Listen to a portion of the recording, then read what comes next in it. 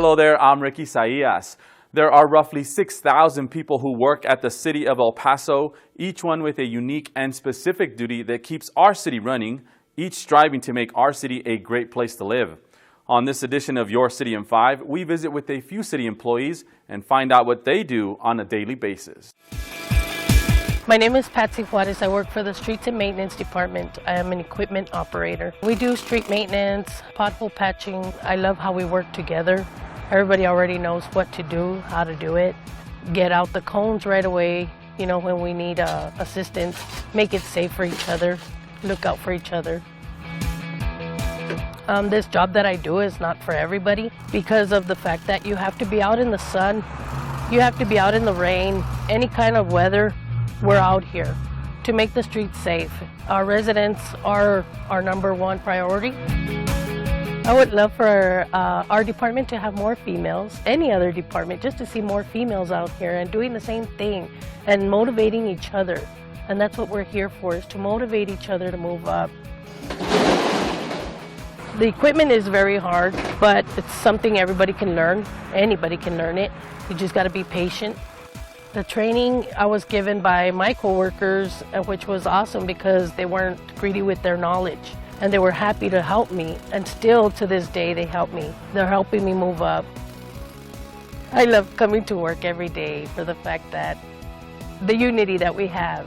Everyone is a big family here. We all learn together as one.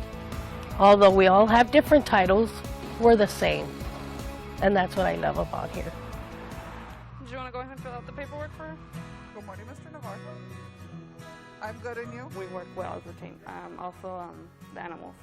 I love coming to them and knowing that hoping to find them to other homes and such. Since we have so many here, I wish that more people would come and adopt them out. So now I'm going to go put them back, and then I'm going to look in the back to see. We do our best to keep these guys healthy, but with El Paso being a spot that distemper and parvo love the environment, and the public doesn't vaccinate all the animals before their animals out in the city, that these guys get exposed to us. It looks like they're getting along really well.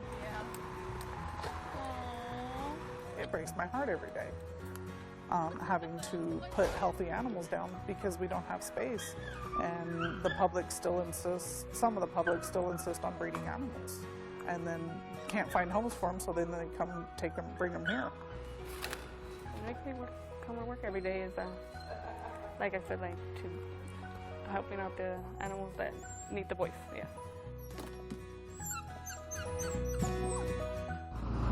Ready.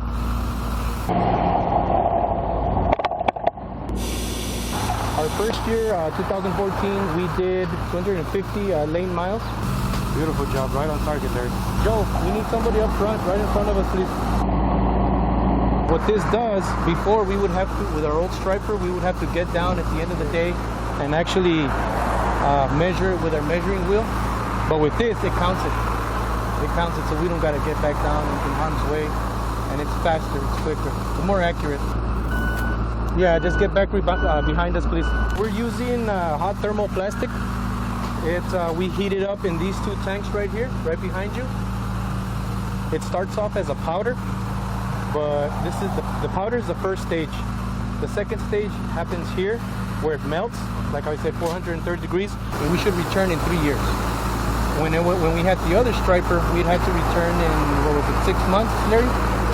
Around 6 months, because it was just paint. So this lasts longer. So in return, we're actually saving a lot of money.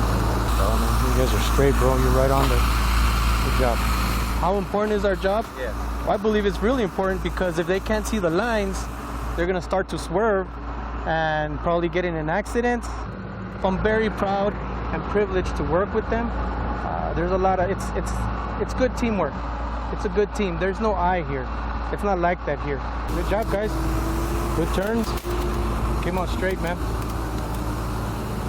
Good job, Tony. Once we set this in, I'm going to have to run a major pin through, and then we'll go to the next part of actually installing the arm to the base so we can start using the truck. I'm a fleet lead tech supervisor What I do is I fix any diesel ASLs, trucks, rear loaders.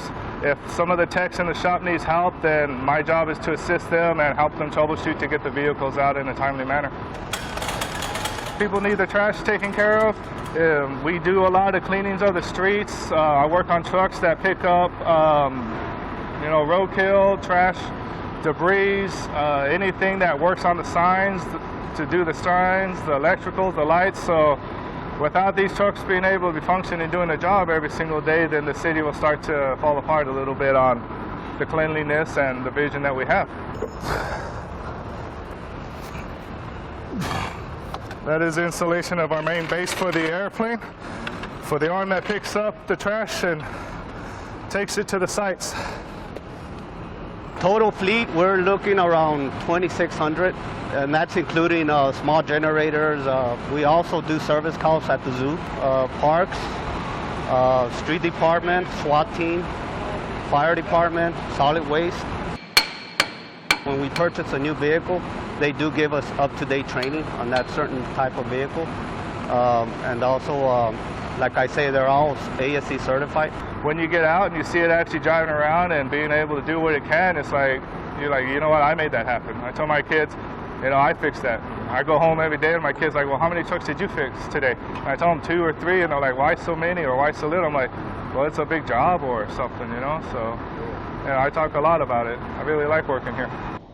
Once you finish taking out the axes, you take the letterings off. You can thank Benjamin Rodriguez for giving us a sense of direction. Stop signs, I make overheads, I make street name signs, anything that the streets ask for, warning signs, I'll make them all here. He and his co-workers from the Signs and Markings Division of the Streets and Maintenance Department are responsible for producing and maintaining signs. Our total inventory for the whole city right now that are already installed out in the city, we're talking about over 115,000 signs to 119. You can see how it peels out pretty easy. The process begins with a request to 311. Then a graphic is created on a specialized computer. Right now I'm using a 48 by 48 border. Once it's set, a plotter creates the label. The label is then added to a reflective sheet. Put this stop sign on, so it'll be with the holes when you put them back on here. A barcode is also included. We can scan that barcode, it'll tell us where it belongs. What we do is roll this back on. The label is placed on an aluminum plate with a high pressure roller. Peel it. Tuck this in. This is about 100 pounds of a press that it evenly will stick it on. The sign is then trimmed of excess material. This is a masking tape that's on here. This is how it comes out.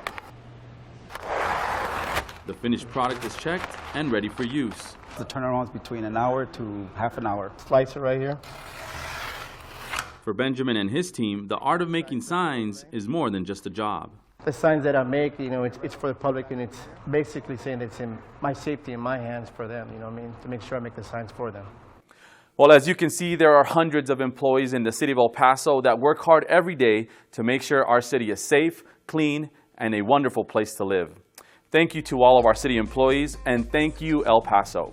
Until next time, I'm Ricky Saillas for Your City in 5.